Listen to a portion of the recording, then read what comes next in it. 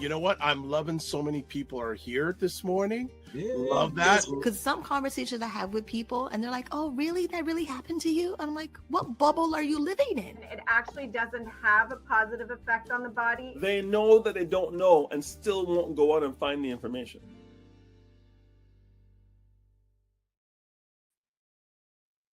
What is up, everybody? It's Dr. Vibe here, host and producer of the award-winning Dr. Vibe Show, the home of Epic Conversations, and I'm the host of Epic Conversations, 2018 Innovation Award winner, 2020 Best Podcast News Award winner given out by the Canadian Ethnic Media Association.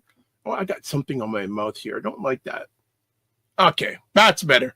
And I also co-host and co-produce the only online show in the world for dads and fathers. It's sponsored by Dove Men Plus Care. And since 2020, we've reached out, our team there, directly and indirectly to over 400,000 dads, fathers, and male caregivers around the world. Actually, I've got an announcement about that coming up, but I don't know when I'm going to give it to you. But there is a good thing going on with that, but we'll keep it under covers. As always, I like to say you're blessed, highly favored, a magnet for miracles, and a solution for someone's problem. And we are broadcasting live on Valentine's Day. You know, I feel there's something on my lower lip here. Let me do this. That's better. Want to look proper. Present myself right on the screen, on the monitors and on the screens here. Actually, interesting thing. Just before as we just warm up here, I looked at my stats, and the majority of people watch the Dr. Vibe Show and what I do via their phone. Believe it or not, that's the device they watch more. Phone than desktop, laptop, but phone is where they view most of the stuff content I put out. So that is interesting. And Valentine's Day, are you getting a Valentine? Are you sending out a Valentine? Are you being someone's secret Valentine? I'd love to know. Are you getting something today on Friday, February 14th? Well, as I said, this week has been crazy. We in Toronto got hit by a ridiculous snowstorm on Wednesday night, Thursday morning. Yesterday, I got up. I said, oh, got to shovel the snow. So I made sure I brought up my snowblower for the first time this holiday season, this winter season. Brought out the snowblower, getting ready, putting on my clothes. Said, okay, here's like a half an hour, 45 minutes, etc. Go outside, and I saw that my next door neighbor, who has a gas-powered snowblower, took care of 2/3 of my driveway. What a blessing. So that's one reason you should treat people good in Canada.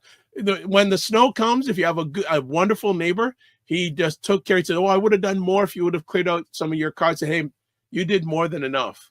But I spent about half an hour, 45 minutes just cleaning up stuff.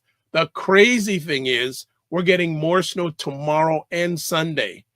So it's just like crazy. So good for those who celebrate Valentine's Day. Make it count today, because tomorrow and Sunday, So we'll see what happens. Oh, we got comments flying in already. Good morning, Fitness IQ Cam. Morning. She says, yep, literally snowed in Toronto. Better pull up. Yeah, this is going to be quite an interesting weekend.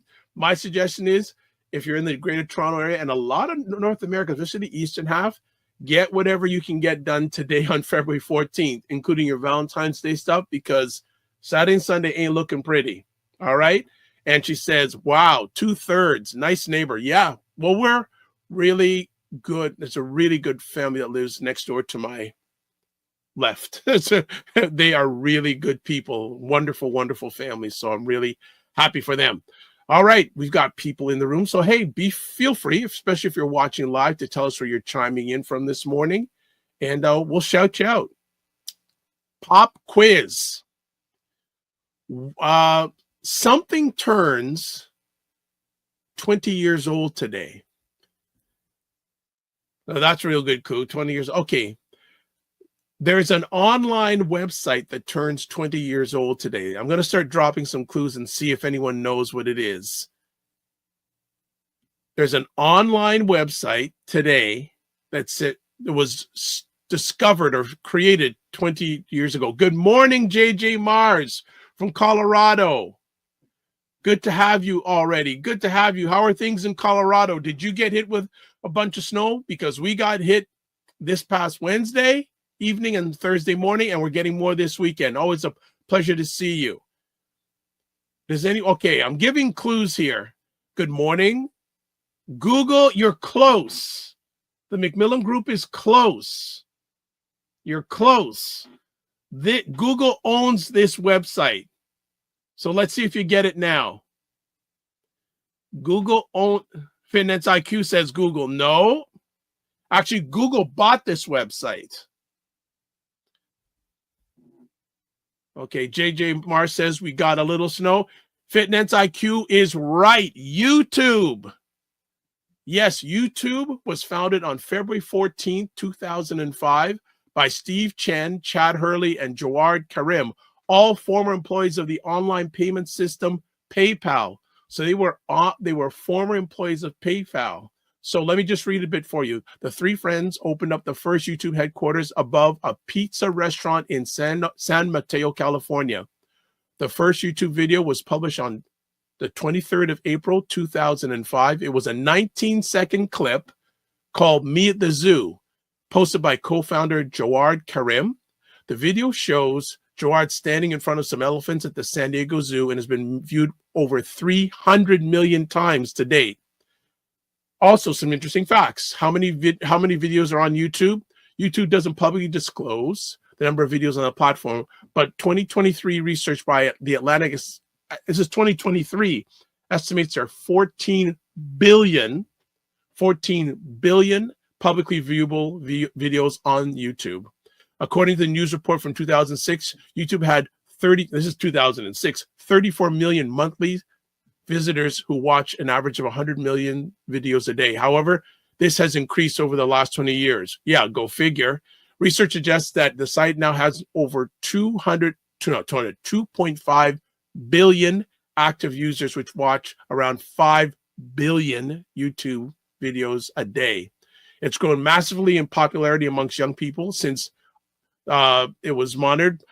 Like say now, it's let's say 12 to 15-year-olds, 80% of them watch YouTube, are on YouTube. Now, here's the next pop quiz. What is the most viewed site? No, not viewed site. What's the most viewed video on YouTube? Any guesses? What's the most viewed video on YouTube? Let's read some more comments while I see one takes some questions. So Fitness IQ goes, why? She's happy she got it. The Milan Group goes, what percentage watch on their phone in relation to their desktop? We'll talk about that offline, Ray. I'd have to dig in my analytics, but it actually is not too much of a spread. I'd say around 45% watch my content on phone, and I'd say about 30 to 39 watch on desktop, laptop. Okay, Fitness IQ goes, where's my prize there? My time is your prize. And she goes, LOL, kidding. And then, good morning, Roger Dundas. It is so good to have my man, Roger Dundas, in the house. Him and his beautiful wife, his beautiful queen, Camille, are the power behind buyblacks.com, Black Canada's #1 online magazine. Anyone guess the #1 viewed video? Okay, also this.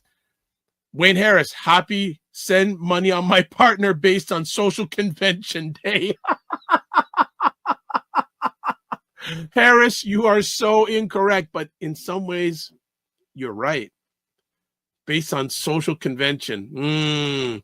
Well, there you go. Good to have. Anyone going to guess what's the most viewed website? What I keep on saying, what's the most viewed video on YouTube? Any answers? So Macmillan Group says a Selena Gomez video. No. JJ Mars says YouTube changed how many Black people view the news. Yes, very true. Oh, our producer got it right. Did you cheat though, producer? I want to know if you cheated. Okay, let's see if anyone else says. Fitness IQ says she has no clue. Okay, the Fitness IQ says no clue. She also says MJ, no. And JJ Mars says clueless. Okay, the most viewed video on YouTube is the baby shark dance with over 15 billion views. Other popular videos on the site include Despacito by Luis Fonsi, which has more than 8 billion views. Don't know about it. Shape of You by Ed Sheeran has more than 6 billion views. And Roar by Katy Perry has more than 4 billion views. So the most, who has the most subscribers on YouTube? American YouTuber Mr. Beast, aka Jimmy Donaldson, has the most subscribed channel on YouTube with more than 360 million subscribers. Mr. Beast is also reported the highest paid creator on the site, with the Forbes Rich List estimated that he earned $85 billion in 2024. So one of the reasons that Mr. Beast may have become so popular is due to algorithms, our favorite word in digital content, which help decide the kind of content we see when scrolling through the platform. If we like, share, subscribe, or comment on content that we're likely to be shown similar content in the future. However, Mr. Beast has said that creators should, quote, just make videos people want to watch, unquote, rather than focusing on trying to, quote, game, unquote, the algorithm. There you go. There we go. So a little factoid today. All right. We're going to go to a break. And when we come back, we're going to have a friend who has not been on for a while, but we're going to be talking about some labor market statistics for Canada, especially Black Canada, coming up. So we'll be back in 30 seconds on the Morning Vibe. Black Canada Talking, where Black Canadians give their takes, POVs, and insights on local, provincial, national, international conversations. Cesar Nadima Musa. What is up, Cesar? Hi, Dr. Vibe. Thanks for having me. And it jeopardizes your ability to sustain yourself financially. 40 programs have been suspended due to the drop in revenue. We see this happening over and over again throughout history. What does that tell you about America? We are back. The Morning Vibe, February 14th, Valentine's Day. It's without Ryan Knight today, but he's with us in spirit. So before we get started on our conversation and our friend, hang out with our friend today, first of all, subscribe to the Dr. Vibe Show on YouTube and hit the notification button. Also like the Dr. Vibe Show on Instagram, Facebook, and LinkedIn. If you want to join our Discord group, please feel free to email me at dr.vibe at the drvibeshow.com. And if you want to advertise your business, product, or service on any of the platforms that I'm a part of, again, email me dr.vibe at the drvibeshow.com. And finally, do not forget Indie Soup TV, Indie Soup Media, which is an independent content creators platform started by my friend, Dr. Tachi, out of Fort Lauderdale, Florida. I was speaking with her yesterday, and she said it was like 25 degrees Celsius down there yesterday. And I said, can you push some of it here, please and thank you? It'd be nice. It'd be nice. But she runs Indie Soup TV, which is the information there is on your screen, but it's independent content creators platform with about 30 independent content creators. And in 10 months of operation, it's about 23,000 YouTube subscribers, as we were talking about YouTube a few moments ago. So this is good. All right. So we have a returning friend today. We have not seen him for a while. Today, our guest is Dr. Justine Pierre, Director of Research and Labor Development, Market and Migration for Dunn Pierre, Barnett and Company, Canada Limited. He'll be talking about his organization's latest study, The Silent Subsidy, How Black Workers Finance Employees' Profits. Yes, we finance employees' profits. Good morning, sir. Good morning, Dr. Vibe. How are you today? I am outstanding. How are you? I'm great. I also want to say to my fellow listeners, thank you very much. It is a snow day today. Well, it was a snow day yesterday. Yesterday and more coming up. And more is on the weekend. I want to thank the audience for for you for having me on the show. And Friday we had a very good show, a good presentation of our data, and I hope we could enlighten some of the audience today about what we do in our company. Excellent. All right. So first things first, this latest study, The Silent Subsidy, How Workers Finance Employers' Profits. Can you give an overview before we go right into it? Okay, then. Very good. Okay, well, just to to brief everyone, as I said, my name is Justine Pierre, and I'm the director of Don Pierre Barnett and Company Canada Limited. So we are a research firm. We conduct research, primarily labor market research. So we are one of the authorized, supplier to the World Bank and the United Nations in conducting labor market research. For those who may not know, labor market research is a specific type of research, what is called a foundational research for countries. So when, for example, after the World War, the World Bank and the United Nations came up with this specific type of research. So Japan, for example, was the first country that conducted the labor market research, and we see where Japan is today. Then countries like India, Singapore, Malaysia, over 100 countries have conducted labor market research. These research are what is called foundational research. However, we see in Canada, in Black Canada, a labor market research has never been conducted in the history of Black Canada. And according to the World Bank, you see some of the issues in existing our system in our community, that if a labor market needs assessment had been conducted, we wouldn't have these problems. So I just wanted to say that. So first of all, in regard to our report, we have what is called a Black Data and Information portal. So we have a portal. It's www.dpbglobal.net. Okay. And what we do is that we had met with Statistics Canada sometime a while ago. We found out that a lot of the data from StatScan, people could not really interpret it properly because it's so vast. And we decided to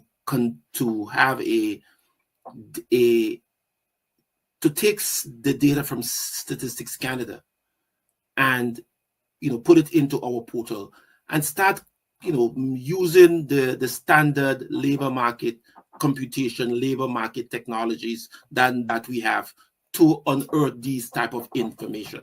So we have downloaded about 30 years of data from StatScan. So for the first time, we could see longitudinal trends. We could look at what is taking place, or what has been taking place within our community.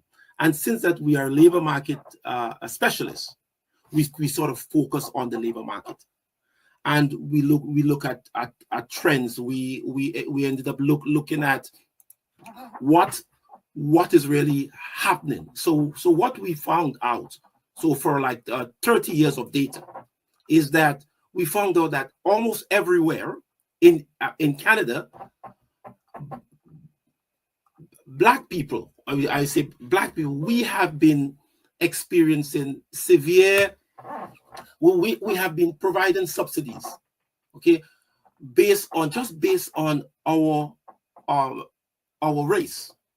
What we found out that if let's say, for example, if a Black man and a black person and a white person, they're in the same job, they clock in on time, they go to break on time, they perform the same functions, just by one being of a different race, that person gets on average about $10,000 more than another person.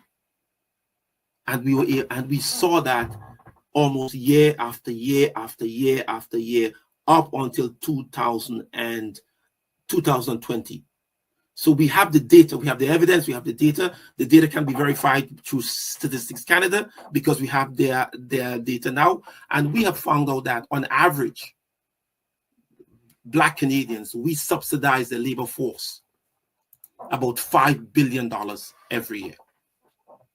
And what we found out that the largest subsidy come from health workers, people who are in the health sector, and they subsidize the profit of employers in the tune of about $2.6 billion.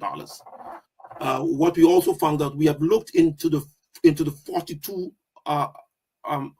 fastest growing occupations. We have looked in all of the provinces, all of the industry, and we could not find any instances where a black person and a white person have been treated in terms of pay equity that is the same.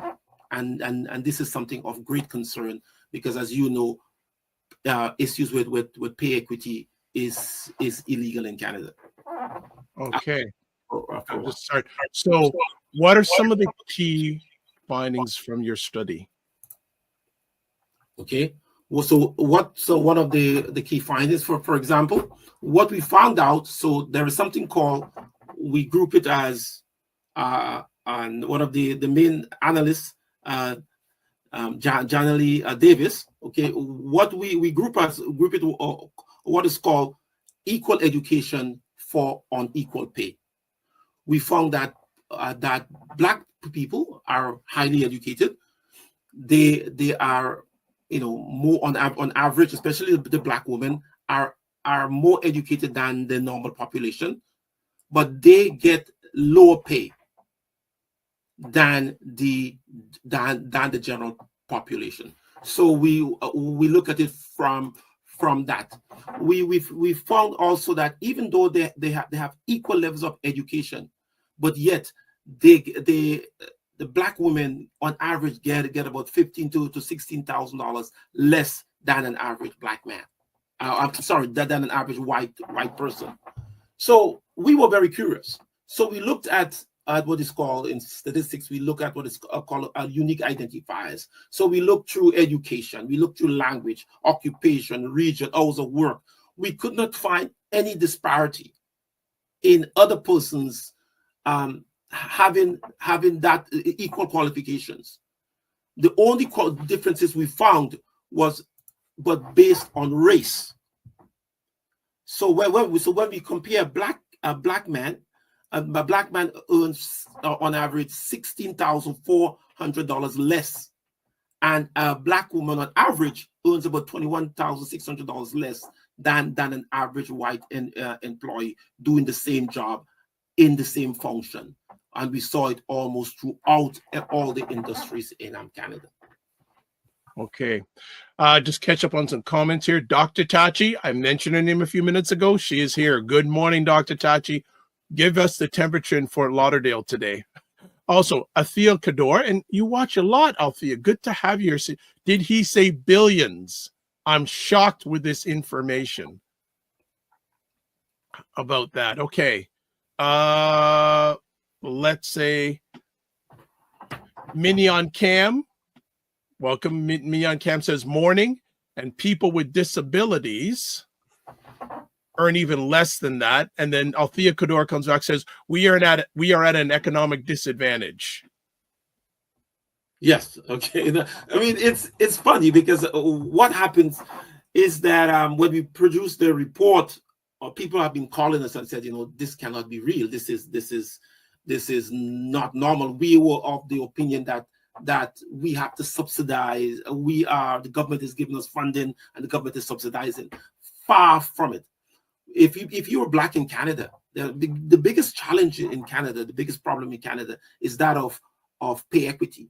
People are not paid for their worth, and employers do that in order to gain profits. Is that someone is qualified, so you're taking that person's qualification, you're harvesting that person's qualification, but not paying them for it.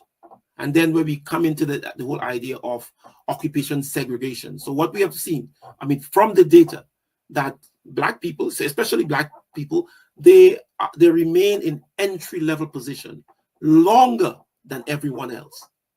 So someone comes, entry level, they will stay longer than everyone else, but also they are also terminated faster than everyone else. So you use the skills, you use the qualifications, but you do not compensate them. And we believe that this is illegal. The Canadian Pay Equity Act 2000, which was verified in 2018 and 2021, also say that is illegal. You cannot really do that in a place called Canada. And this is why we are asking persons that if they believe that they have been felt that they are discriminated based on the race, they should reach out to us. Okay. Then how does this research challenge or expand existing conversations about race, labor markets, and economic inequality? Well, yeah. So for example, that's a very good question. So what we see is that the main problem in Canada is that of wage discrimination. Okay, so people are discriminated based on wages. No, it's silent. So we use our data based on something called the ISCO codes. All the occupations are coded. So there are thousands and thousands of occupations. So everything is coded. But what we've seen in terms of discrimination is that if someone is of a certain race, they're automatically, we don't know the reason. I mean, but we could just imagine most cases they are paid less than someone who is of a different race. Most of them do not know. They feel that maybe they're not qualified. They feel something they have done wrong, but no, it's race. That's the biggest challenge we have, is the issue of employment segregation and on equal pay. We need to pay persons for equally for their value. Their value. So we got some more comments here. Althea Cador says, last one hired, first one fired. Jeez. Yes. And good morning, the food plane. Good to have you here. Also, the food plane says hello to Dr. Tachi, who's already in the house here. Let's continue on then. What industries or sectors are most impacted by the issues highlighted in the study? I think you mentioned the healthcare profession. Yes. Are there any other professions that are impacted? Yes. So let me just look at we look at, for example, let me just look at the So the healthcare. So total, we found out that we do look at the data for 2024. So 2024 is around, let's say, 5.4 billion. So over the last 25 years, so the Black people, we have been subsidizing their government. I mean, the labor force in the tune of $125 billion. I mean, and so the biggest impact is from the healthcare, the health workers. So, for example, about 33% of all workers, all black workers work in the healthcare sector, and they are subsidized based on their race. Then we look at the retail trade, which is about total subsidies is around $616 million. That's based on the difference in pay. We also look at the educational services. It's about $416 million in subsidies based on our pay. Then we look at persons now in the public administration, and I think that there was a class action lawsuit with which kind of unearthed that type of information, and so we were able to kind of take the data and analyze their data and see, well, hey, there is a lot of justification for that argument. And then we also see the accommodation and food service in excess of $113 million. So we have listed the 42 industries across every province. And I think that people should really look at the report and read the report. And when they read the report, they will get a different view of what is really taking place in Canada. All right, we'll catch up with more comments. People are really active in the chat today. So Dr. Tachi says it's 79 degrees Fahrenheit, 26 degrees Celsius right now. Will be 81 degrees Fahrenheit, 28 degrees Celsius right today. Good for you. She also says, hey, food plane. Also, the food plane says, Dr. Tachi, why you gotta rub it in? It's freezing in the Northeast. Also, Dr. Tachi says, sending you some sun, food plane. And food plane goes, love it. All right. Okay, I'm going to go with a set of some questions here, but let me just go. I don't want to ask them in a specific order. So my first question, well, Wayne Harris has a couple of questions. See, he says, do people know their worth, what their worth is, and what role is worth? There are industry salary benchmarks. Do people know how to negotiate their salaries? Well, I would say, yeah.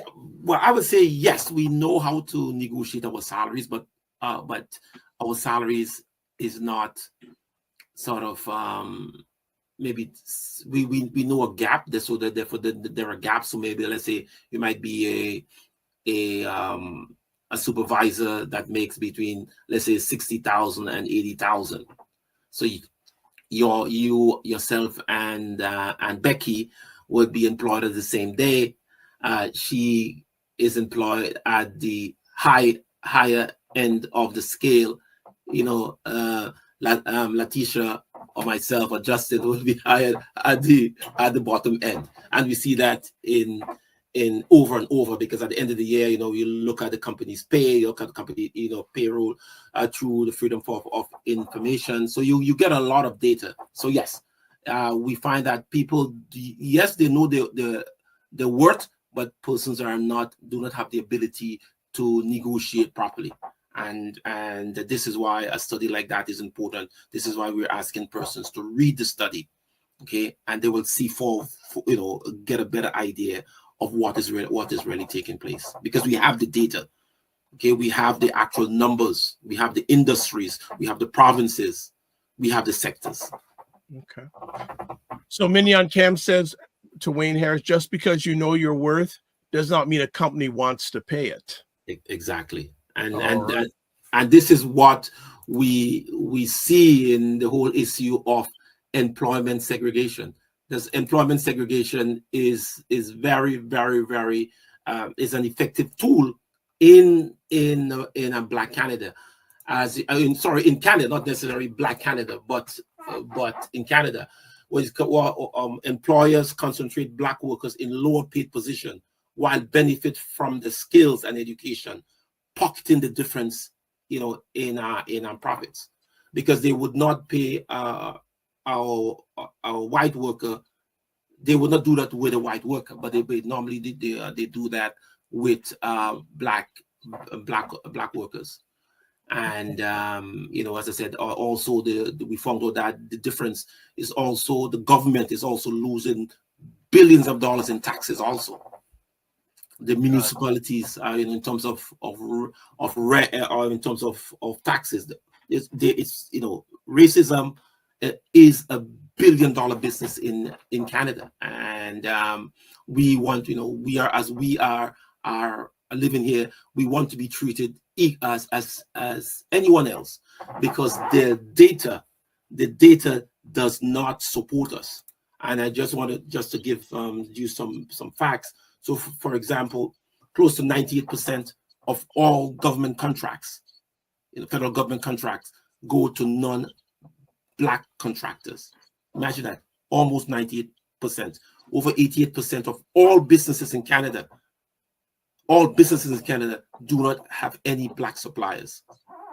And I want to ask people, some of us, do you have any Black suppliers? You know, the odds are you may not have any Black suppliers.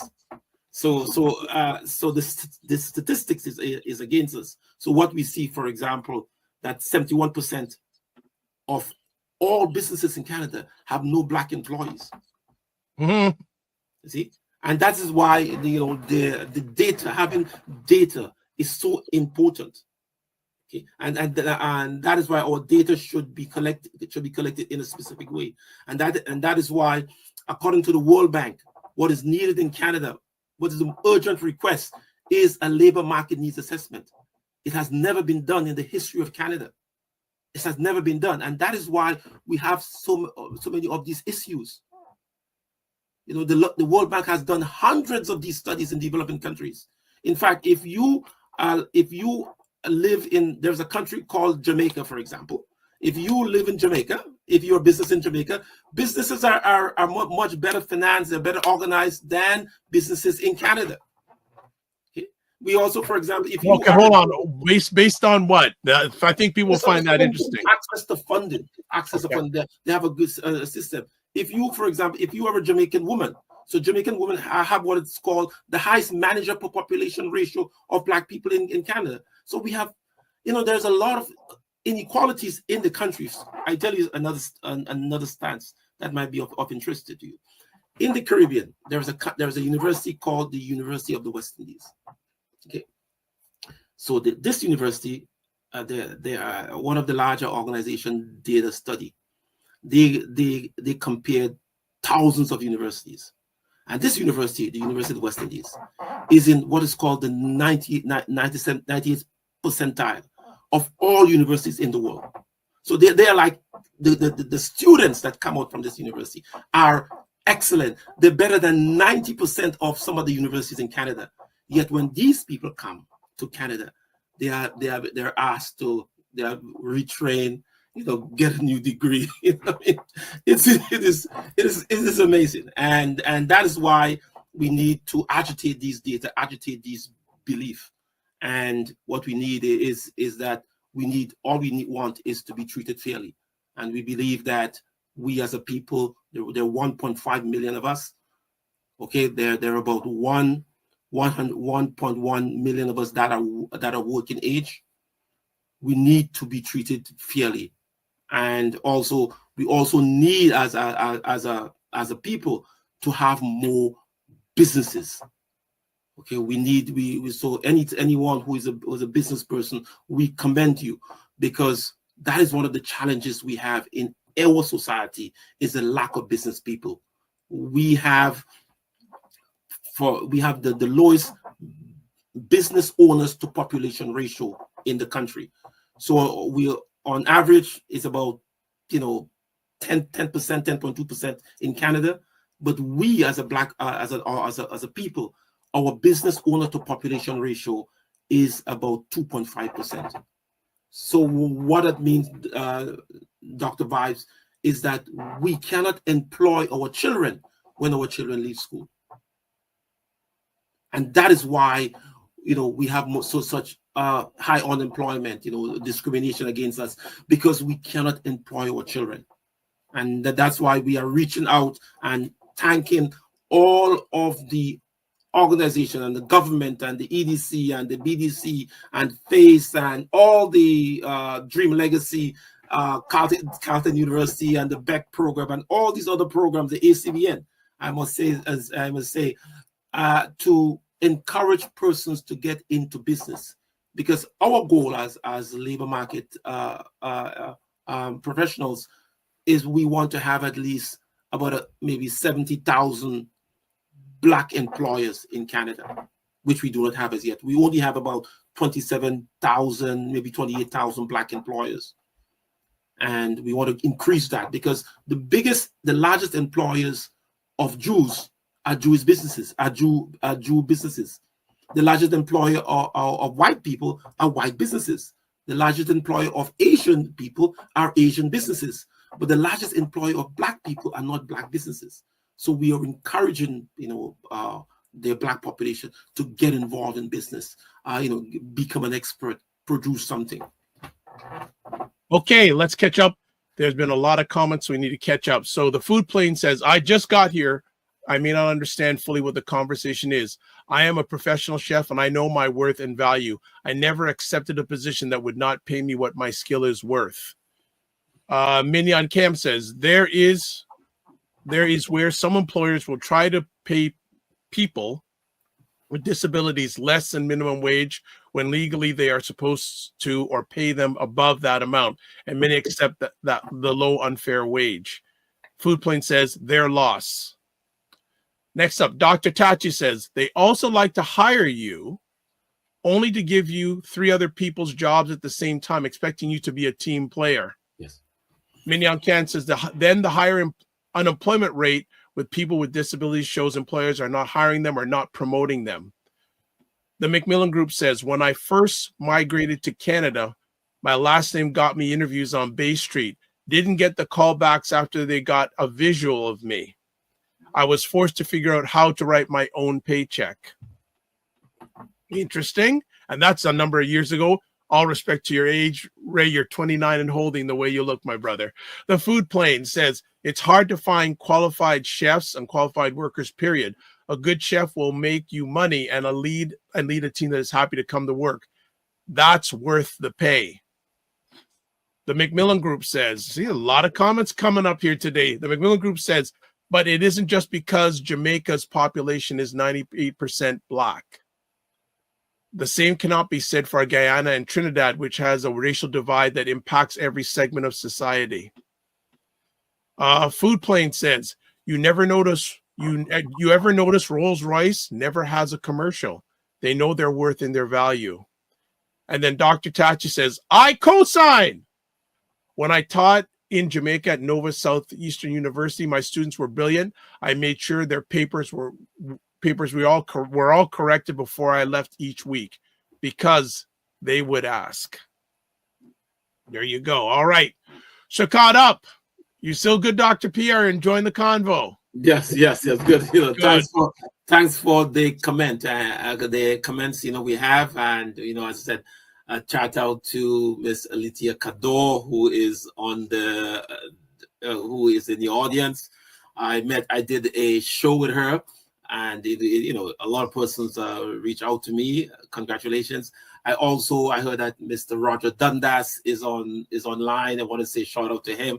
I spoke to him a while ago. Actually, someone called me and said, Dr. Pierre, do you know who Roger Dundas is? I said, no, I haven't heard. I said, how could you be a Black man and not know who he is? I said, well, what I got to do? He's like the number one guy in Canada. So I called him right away. I said, hey, I make sure I called him. We had a very good conversation. Very intelligent man, well spoken.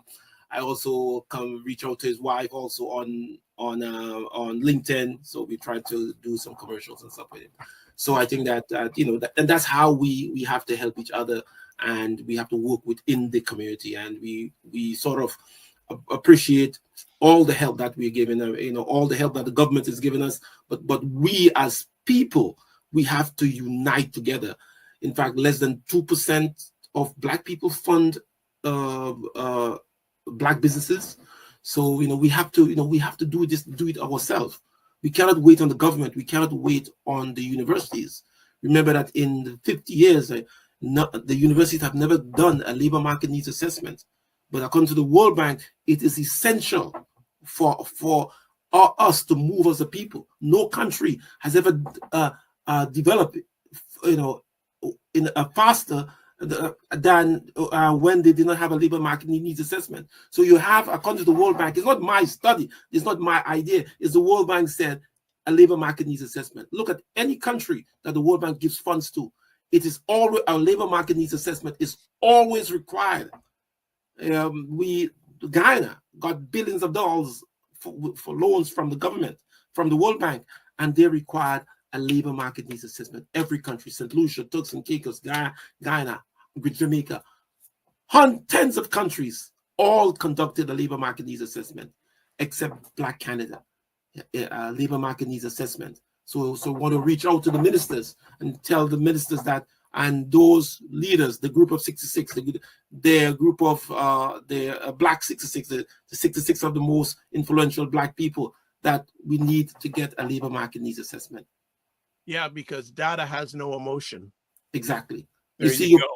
Yeah, you cannot, you could be against me, but you cannot dispute that Black people are subsidizing Canadian the profits of the Canadian labor market in excess of $5 billion, because we have the data to prove it. All right. More comments and questions. Dr. Tachi, #reposts.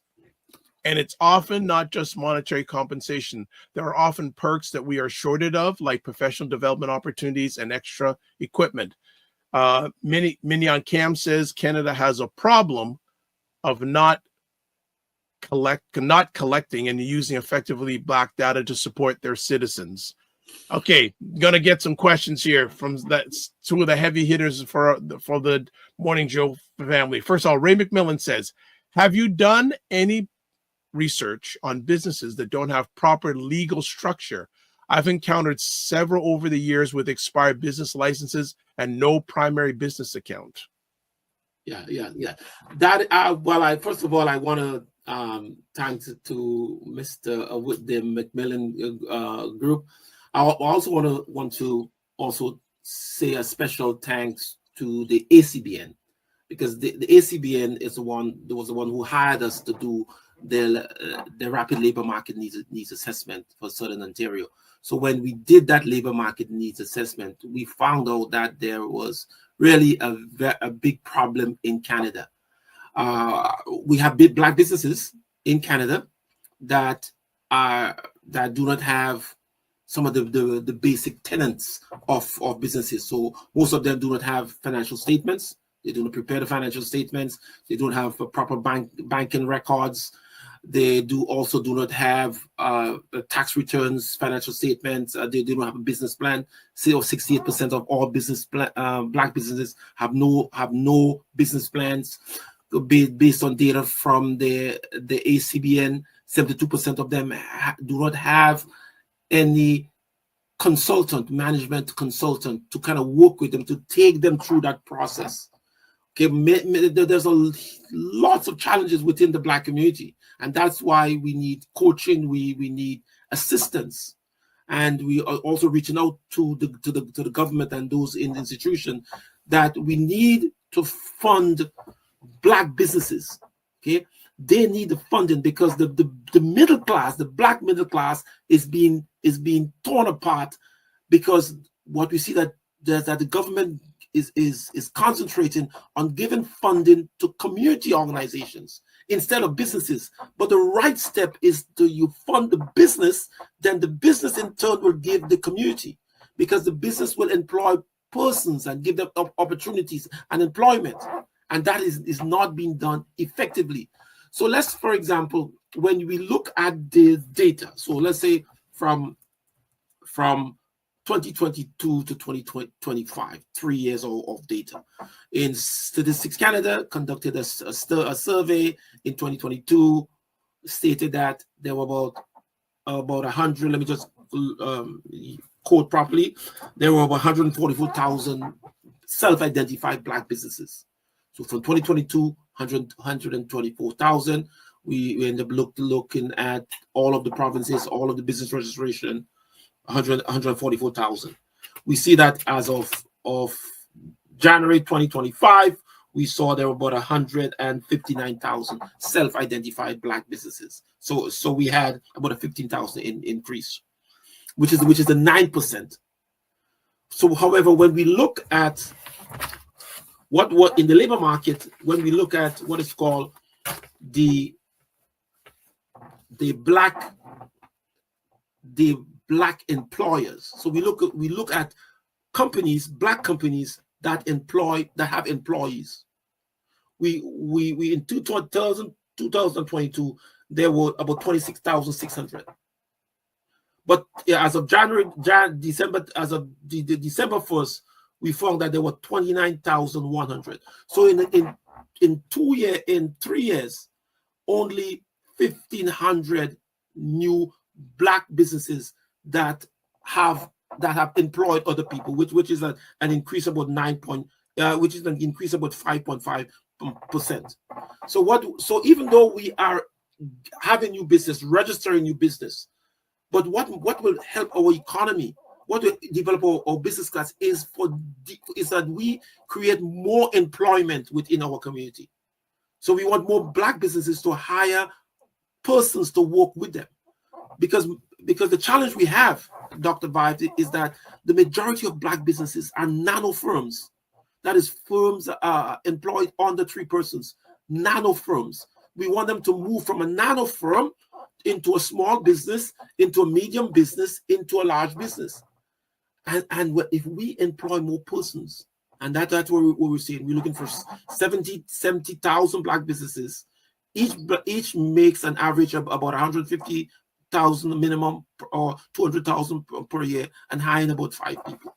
With that, we as a country, we as a people, will have perfect employment in less than 5 years. Okay. All right. There's a lot of good comments here. So next up, I'm going to take Wayne Harris says, are Black workers powerless to negotiate or refuse a position at lower pay? Well, we're not powerless. Okay, we're not powerless. However, if as a Black person, I mean, we have seen it. We have some cases. In a Black person, if you, so we had the case where I spoke to a lady. She worked in education institutions. She had been working there for about 5 years. She was the supervisor.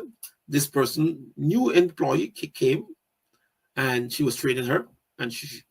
And what had happened was that new employee had some challenges with her paycheck. So, as a concerned employee, she brought her paycheck to her supervisor. You know, Becky. Okay, she was white, the supervisor was Black, and the supervisor found that even in her entry-level position, this person was getting more money than the supervisor. Okay, so we have lots of instances for that. So what was happening is that we may challenge our paycheck. Okay, however, what normally would happen is that either we may be dismissed afterwards. But if we go to the, let's say, the tribunal or the Canadian Employment Act or the discrimination bureau, odds are these things may not be to our advantage, because in the court cases take years to and money. Yes. Okay. So All you right. have to make that decision. You have to make that decision, and that's why we're asking persons to join up, to unite. Anyone who has been, feel that they are discriminated, reach out to us, and then we will get to you, and then we'll tell you some of what is the best option. Because, as I said, it is illegal for someone to discriminate on you based on your color of your skin, gender, race, disability. Okay.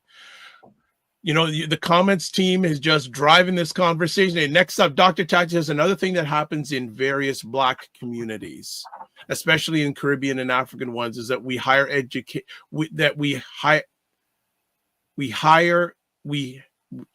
value higher education over going into business. We sometimes we end up being overeducated fools.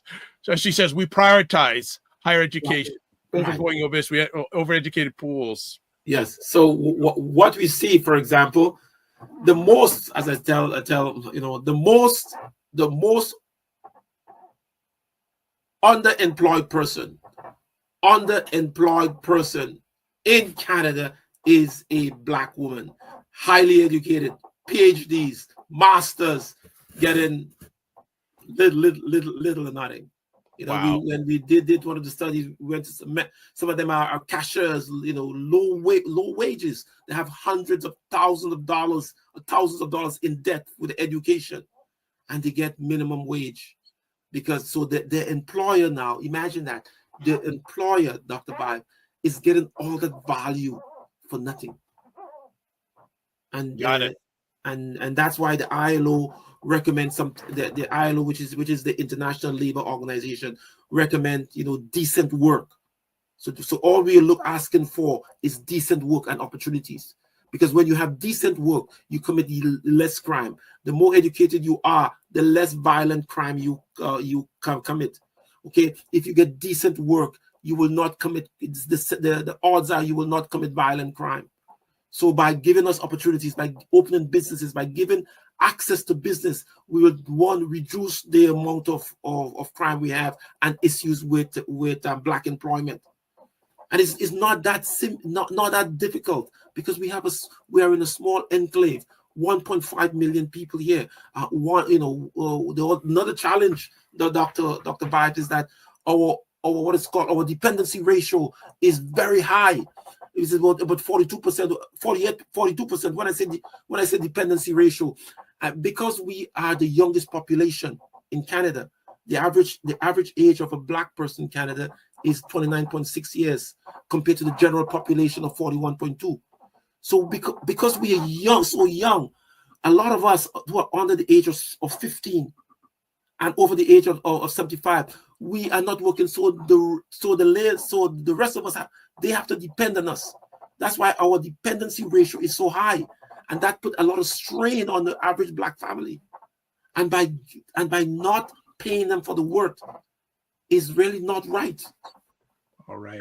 And this is why we're asking persons, if you feel that you are discriminated, reach out to us. Right. info@dpbglobal.com. And because of this, actually, it's a very funny story. Because of this, when we did the presentation on the first Fridays, and we came out with a study. A person by the name of Mr. Betty and Mr. Nicholas with all the class actions lawsuit had reached out to us. So we think that we're going somewhere with this, because you cannot really, what you cannot do is that you cannot really rob someone from the wages, because it's legal in Canada. And just to note, my email is jpierre@dpbglobal.com. We got it all there. Yeah, jpierre@dpbglobal.com. Is it J Pierre? Sorry, I forgot. No, Yeah, that's Pierre. Okay, I'll change that up in just a Yes. moment. All right, so it's J Pierre. Let me get that right before we send that out. So let me just add that and put that there so we can update it. So I'll send it out. All right, the masses. Thank you. Dr. Pierre, thank you so much for your time. As always, here to serve, and I will be reaching out to you in the next 24 hours to book you for part 2 so we can maybe talk about the study, but who knows, maybe the audience will take over again, which is not a bad thing, but because it shows there's interest there. No, there is lots of interest. As I said, people that are angry. People said, I cannot believe this. I cannot believe this. It's not surprising information to me. Okay. It's not, so one last thing that I want to, so based on this study and information, what do you feel is the next best step? Okay, then.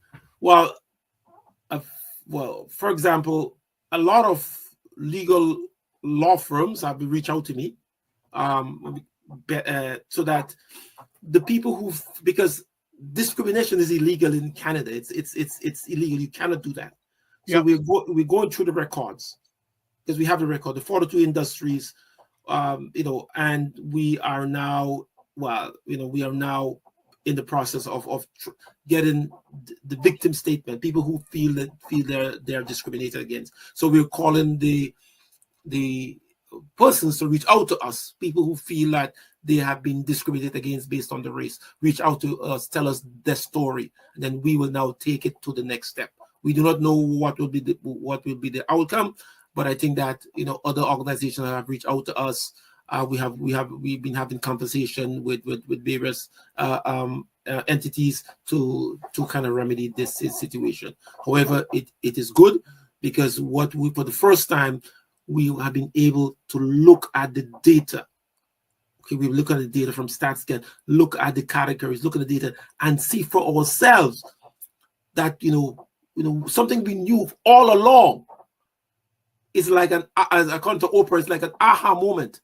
We have been the first time we really looked to see the data, because what has been happening? They tell us, hey, you have been this, I don't feel right. I've been discriminated against. Where's the data? What proof you have? It's all in your mind. It's no more. We have the data to prove it. All right. And we will use that data to the full extent. Love that. Get a picture with Dr. Pierre, like his hand like that. Have some data in one hand and his hand that. Yeah. There you go. I got it to a friend of mine, he said, Dr. Pierre, you are like the data dawn. I've never heard someone who could the stats like you. But I said, it's our industry. I read Statistics Canada reports maybe on a daily basis. I mean, we read all, because it's a part of our industry. I'm not a lawyer. I'm not into law enforcement. I don't know anything about healthcare. But what I know is about statistics, data, labor market, and I make it my study. And because I'm a consultant, I should know. I don't want anyone to know more than myself in that industry. So Data I is try your to jam. lead as much as possible. Data is your jam. All right. The Data Don. That's his new title. The Data Don. Data Don, as always, thank you for your time. As always, Thank you don't very much, manage your Dr. Bob. time, manage your energy. Remember to give yourself grace. And if you're not making money, make history. Try to do both and make it better. Take care. All right, everybody. That is it. Wow, we could have went on forever. And family, you drove that conversation. You should see, I got a page or two of questions I wanted to ask. Hey, it's all about you guys. As long as you stay in the lane, we're all good. So that is that. All right. So let's do some things before we kick it out for the day. Please subscribe to the Dr. Vibe Show on YouTube and hit the notification button. We are finally past 1,670 subscribers. Yay. So let's next go for 1,680 subscribers. Also like the Dr. Vibe Show on Facebook, LinkedIn, and Instagram. Join the Morning Vibe Discord group on Discord. DR period VIBE at the DR VIBESHOW.com. Then advertise your business product or service on any of the platforms that I appear on. That's better. DR period VIBE at the DR VIBESHOW.com. And you can watch replays of the Morning Vibe at the Dr. Vibe Show on YouTube, Facebook, and LinkedIn. And also ACBN Business, that's Afro-Caribbean Business Network on Facebook, and Ryan O'Neill Knight on YouTube. Oh, yeah, we have to get the contact information. Yes. All right. Thank you, producer. This is why it's great to have a producer. Cover the blind spots. So if you want to get a hold of Ryan, website Ryan O'Neill Knight, and that's KNIGHT.com. LinkedIn, Ryan O'Neill Knight. Instagram at Ryan.Knight99. Email address, work with me at RyanO'NeillKnight.com. If you want to get in touch with me, if you do, first place, there's a website, the DRVIBESHOW.com, YouTube, Facebook, and LinkedIn, The Dr. Vibe Show, Instagram at The Dr. Vibe Show, X at DRVIBESHOW, and email address, DR.VIBE at the DRVIBESHOW.com. You can also catch me at Blue Sky at DRVIBE at BSKY.social. That is it. We are done. Coming up on Monday, I think it's going to be an open mic Monday. So whatever you want to chat about on Monday, it's Family Day in the province of Ontario, which is a provincial holiday, but we will be broadcasting live. Thank you very much. So anything you want to chat about, because I don't think we have a scheduled friend coming up on Monday. So anything you want to chat about on Monday, as long as it's respectful, we are open to have that conversation. This is how we finish off. Live your life as a dream. If you can dream it, you can make it. Sometimes you have to get small to get stronger. Block assumptions. Then aim bigger, aim better, aim higher, aim wider. Love, faith, and respect. Remember, don't just manage your time, manage your energy. Oh gosh, Dr. Tati says Monday is a free-for-all. Yes, it is. Monday is a free-for-all. So I'll just, the end part of my exit, don't just manage your time, manage your energy. Remember to give yourself grace. And if you're not making money, make history. Try to do both and make it better. We'll see you. Be well, keep the faith. Take care.